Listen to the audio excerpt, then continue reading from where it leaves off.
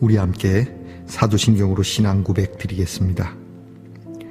나는 전능하신 아버지 하나님 천지의 창조주를 믿습니다.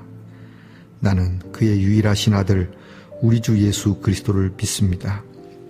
그는 성령으로 잉태되어 동정녀 마리아에게서 나시고 본디오 빌라도에게 고난을 받아 십자가에 못 박혀 죽으시고 장사된 지 사흘 만에 죽은 자 가운데서 다시 살아나셨으며 하늘에 오르시어 전능하신 아버지 하나님 우편에 앉아 계시다가 거기로부터 살아있는 자와 죽은 자를 심판하러 오십니다. 나는 성령을 믿으며 거룩한 공교회와 성도의 교제와 죄를 용서받는 것과 몸의 부활과 영생을 믿습니다. 아멘. 오늘 우리가 함께 부를 찬송은 찬송가 162장입니다. 부활하신 구세주. 찬송가 162장을 함께 부르겠습니다.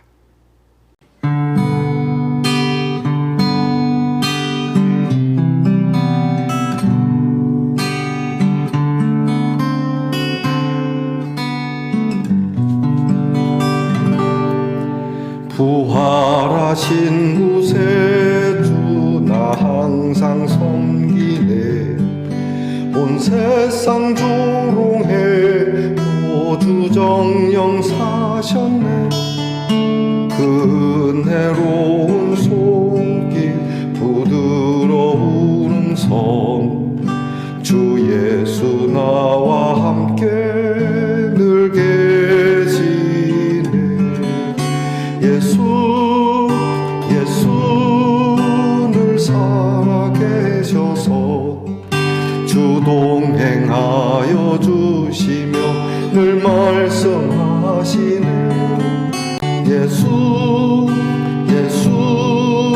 내 구세주 예수 내 맘에 살아계시네. 늘 살아계시네.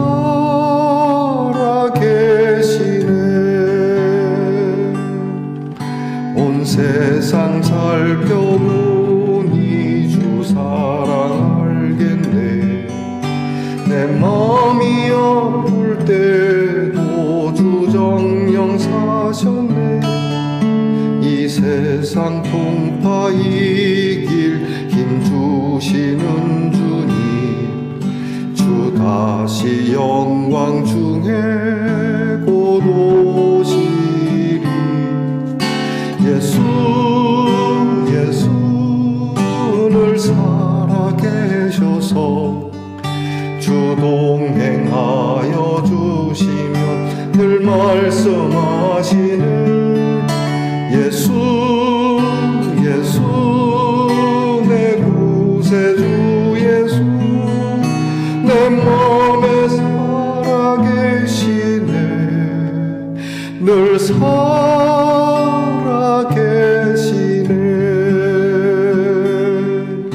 주 믿는 성도들아 다 기쁜 노래로 주 예수 우리 왕께 다 찬양 드리세. 이 세상 소망이요 참 친구 되시는 주 예수 영원토록 찬양하세. 예수 늘 살아계셔서 주 동행하여 주시며 늘 말씀하시네. 예수 내 구세주 예수 내 맘에 살아계시네. 늘 살아계시네.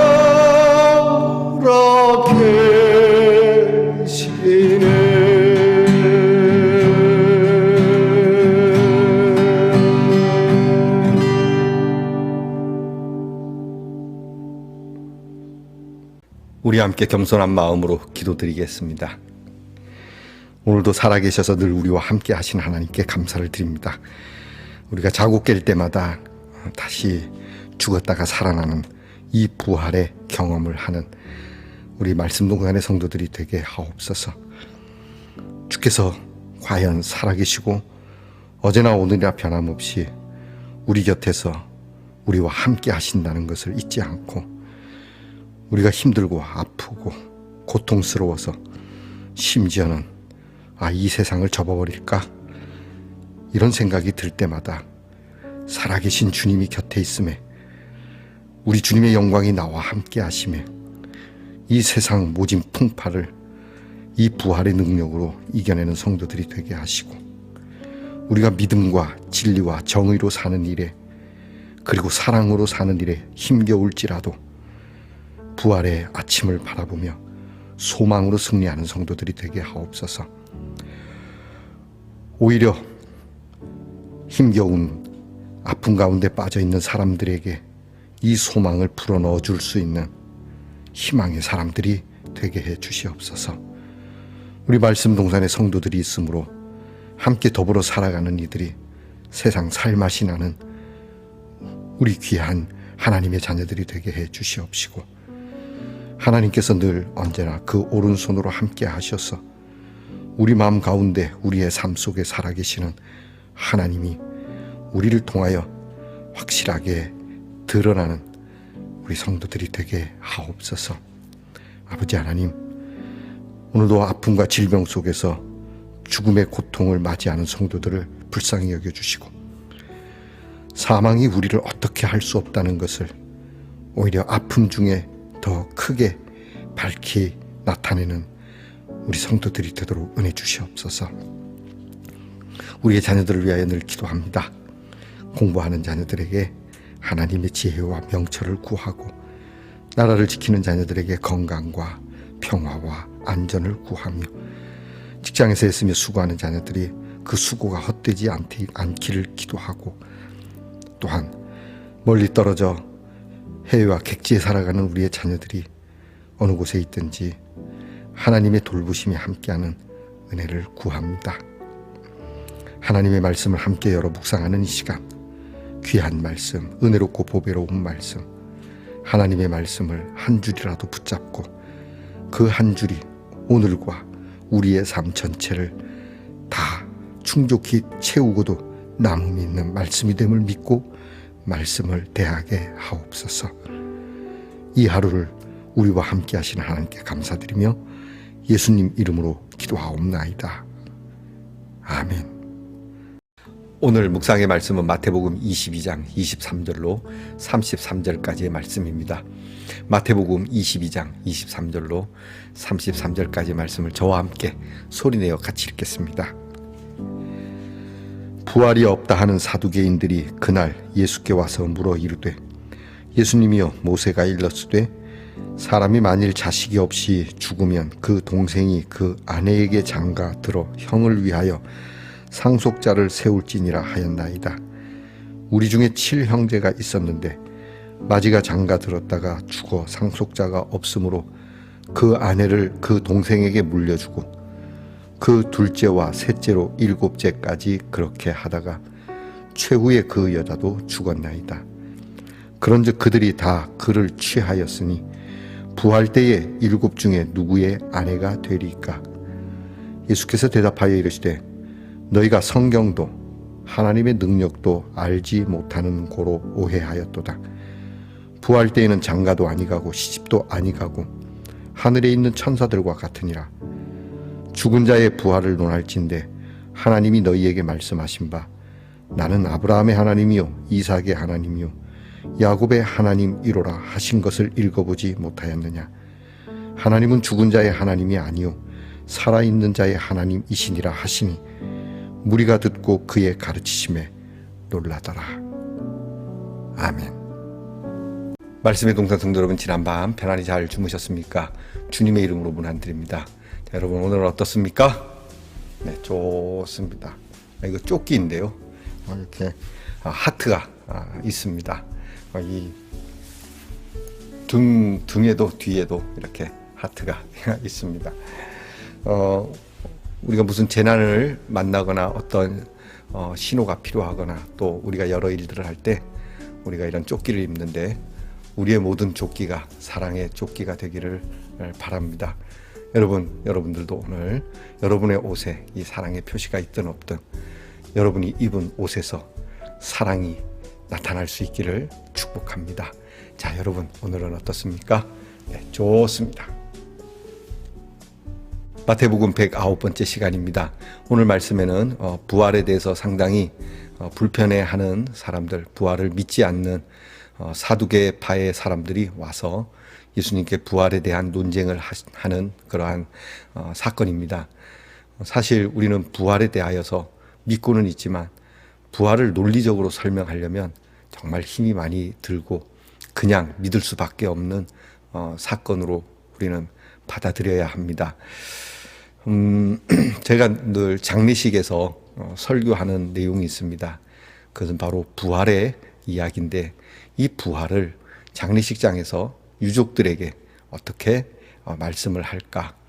그냥 부활을 믿으십시오 이러고 끝내고 싶은데 그렇게 하자니 뭔가 좀 부족한 것 같은데 제가 신대원 마지막 학기 그때 채플 시간에 우리의 학우 중에 누군가가 그런 설교를 하는 이야기를 듣고 제가 정말 기가 막힌 설교라고 해서 그 설교를 제가 늘 인용을 합니다.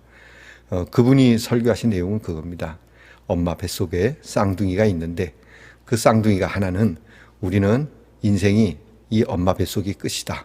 뭐 엄마 뱃속이라고 알겠습니까?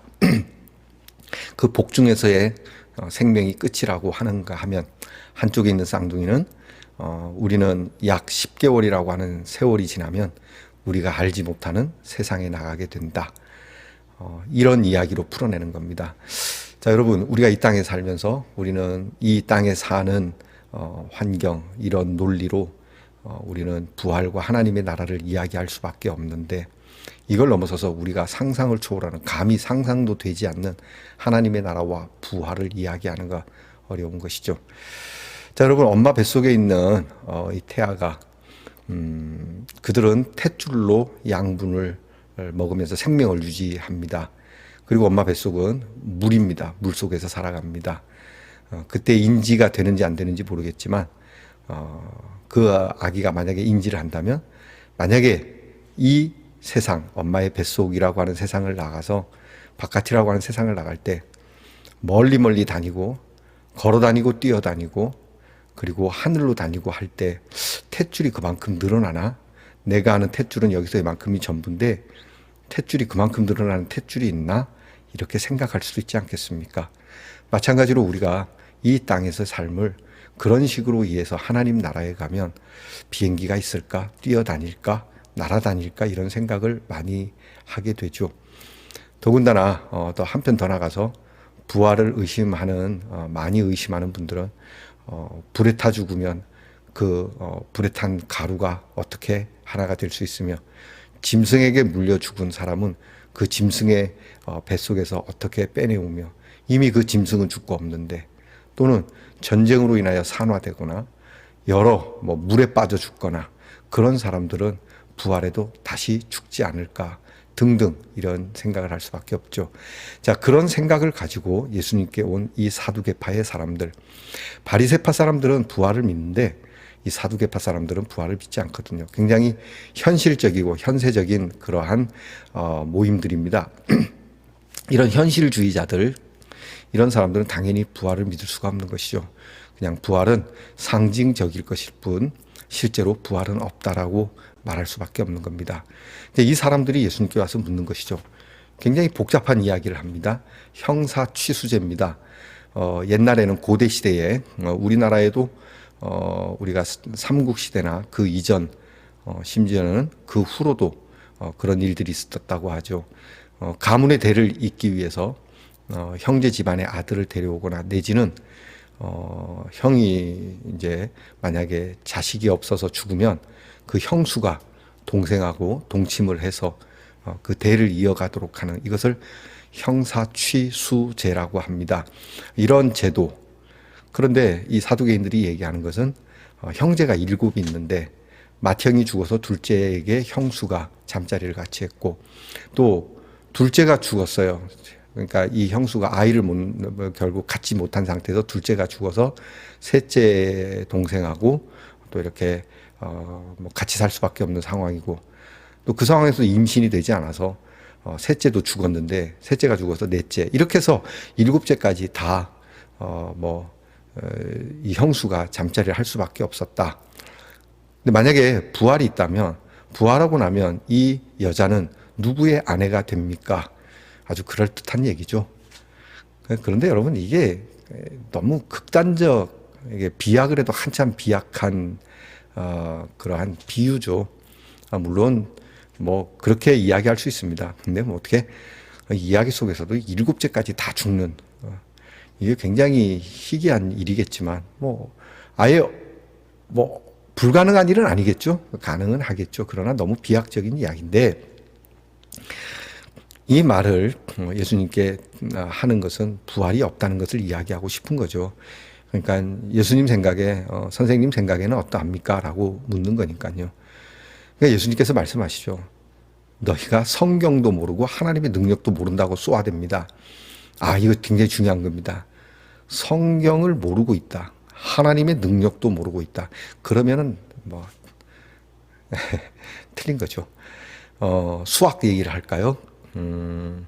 수학에는 미분과 적분이라는 것이 있습니다. 이 미분과 적분으로 대입을 해서 풀지 않으면 풀리지 않는 그러한 수학이 있습니다. 이 미분 적분은 오늘날 많은 과학에서 굉장히 중요하게 쓰이는 수학의 법칙인데요. 이 미분 적분을 모르면 엉뚱한 소리를 하게 됩니다. 과연 이 문제가 풀리겠는가? 미분 적분에 대한 공식이나 이 수학의 방법을 모르면 그냥 덧셈 뺄셈만 아는 사람들이라면 그 문제가 굉장히 불가능한 문제로 보이지 않겠습니까? 너희가 미분도 모르고 적분도 모른다. 그러니 이 수학을 논할 가치도 없다라고 말씀하시는 것과 똑같은 겁니다. 성경도 모르고 하나님의 능력도 모른다면 부활을 어떻게 이해하고 부활을 어떻게 받아들이겠습니까? 예전에 제가 저에게 가르침을 주셨던 목사님이 계십니다. 신학교에서도 교수로 활동하셨던 곽선희 목사님이 계신데 그 목사님이 그런 말씀을 하셨어요. 자, 우리가 물에 빠져 죽거나 짐승에게 죽거나 그랬을 때 부활이 좀 불가능하지 않냐, 또는 불에 타서 죽고 뭐 지구 반대편에 예수님이 오실 때 지구 이쪽으로 오는데 반대편은 어떻게 되냐, 뭐 이런 질문에 대해서 그 목사님이 이렇게 정리하시더라고요. 그것을 부활시킬 수 없다는 하나님이라면 믿지 맙시다, 이렇게 말씀하시는 거예요. 그렇죠? 하나님의 능력이 그것을 못할 정도의 능력이라면 우리가 뭐하러 믿습니까? 우리는 우리 생각을 넘어서서 모든 것을 가능케 하시는 전능하신 하나님이라고 믿기 때문에 이해할 수 없는 부활을 우리가 받아들이는 거 아니겠습니까? 참새가 어찌 황새의 뜻을, 봉황의 뜻을 알겠습니까?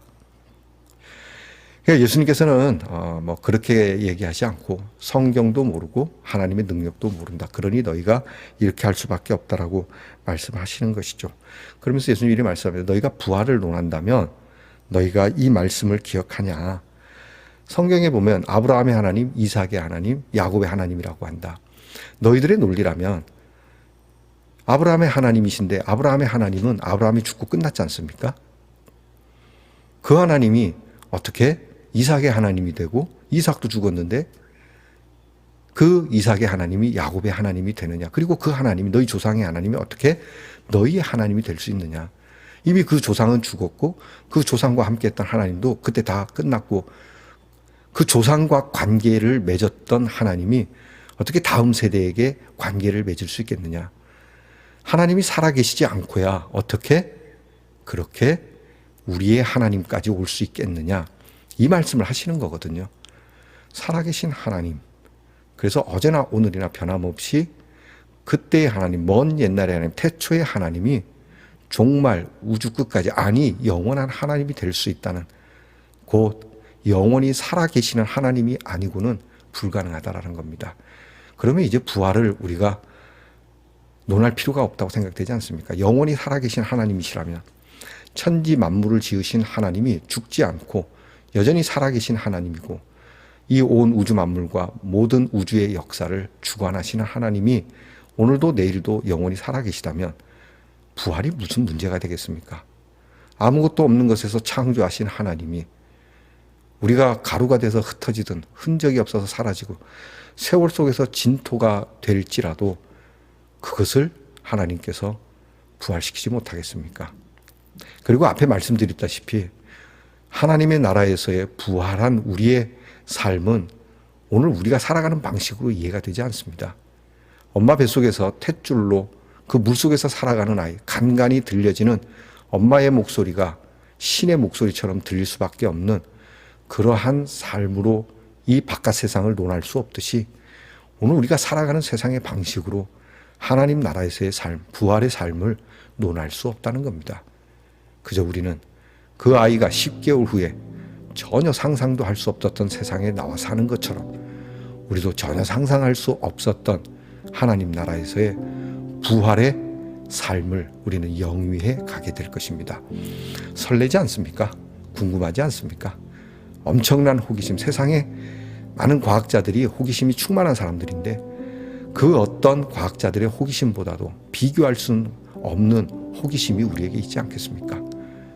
여러분, 믿음으로 누리는 부활의 세계, 부활의 세상, 우리는 이 부활의 능력과 부활의 체험을 날마다 자고 일어날 때마다 느끼면서 어느 날인가 이 부활의 아침, 다시 오시는 주님의 얼굴을 배울 때 우리는 이 부활의 기쁨에 충만하여 정말로 상상을 초월하는 찬미와 감사의 노래가 우리 모두에게 있기를 축복합니다. 기도하겠습니다. 하나님, 우리가 좀 안다고 하지만, 우리가 좀 많은 걸 안다고 하지만 이 부활의 신비함을 어떻게 이야기할 수 있고 논할 수 있으며 우리의 머리로 논리가 맞지도 않고 상상도 되어지지 않고 뭔가 꼬이는 것 같아서 이 부활이 없다라고 이야기할 수 있겠습니까? 교만한 일입니다. 그저 지어낸 얘기가 아니라 하나님이 하신 말씀이요, 그 부활을 예수님을 통하여 이루셨다는 것을 우리가 증거받았고 이 일을 우리가 아침과 저녁으로 깨달으며 믿음으로 살아가오니 우리 사랑하는 말씀의 동산의 성도들이 부활의 능력과 부활의 영광 속에서 매일매일을 경험하고 주님을 배우는 그날에 정말로 상상을 초월하는 이 하나님의 생명의 영광을 우리 모두가 함께 누리는 은혜가 있게 하옵소서. 예수님 이름으로 기도합니다. 아멘. 하늘에 계신 우리 아버지, 아버지의 이름을 거룩하게 하시며 아버지의 나라가 오게 하시며 아버지의 뜻이 하늘에서와 같이 땅에서도 이루어지게 하소서. 오늘 우리에게 일용할 양식을 주시고 우리가 우리에게 잘못한 사람을 용서하여 준 것 같이 우리 죄를 용서하여 주시고 우리를 시험에 빠지지 않게 하시고 악에서 구하소서. 나라와 권능과 영광이 영원히 아버지의 것입니다. 아멘.